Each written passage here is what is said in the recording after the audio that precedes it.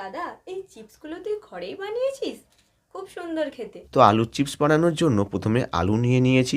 এবার আলুর খোসা ভালো করে ছাড়িয়ে নেব। এবার চিপস বানানোর জন্য আলু গোল গোল আর পাতলা পাতলা করে কেটে নেব। আলু ভালো করে ধুয়ে এখন সেদ্ধ বসিয়ে দেব। আলু সেদ্ধ করার সময় অল্প নুন দিয়ে সেদ্ধ করব। আর আলু কিন্তু ফুল সেদ্ধ করলে হবে না, হাফ সেদ্ধ করতে হবে, মানে 50% সেদ্ধ করব। আলু সেদ্ধ হয়ে গেলে এইভাবে ঝাঁঝরির মধ্যে আলু আলাদা আর জল আলাদা করে ছেঁকে নেব। এবার এই সেদ্ধ করা আলুগুলো শুকানোর জন্য কুলো বা যে কোনো স্টিলের থালা ব্যবহার করতে পারো। আমি এখানে কুলোর মধ্যে আলুগুলো সাজিয়ে নিচ্ছি। এইবার এই সেদ্ধ করা আলু রোদের মধ্যে 2 দিন শুকিয়ে নিতে হবে। আর 2 দিন শুকানোর পর এই রকম পাঁপড়ের মতো হয়ে যাবে। এবার ভাজার জন্য একদম রেডি। এখন কোণার মধ্যে তেল ঢেলে তেল ভালো করে গরম করে নিয়েছি। এবার অল্প চিপস দিয়ে লাইট গোল্ডেন কালার আসা পর্যন্ত ভেজে নেব।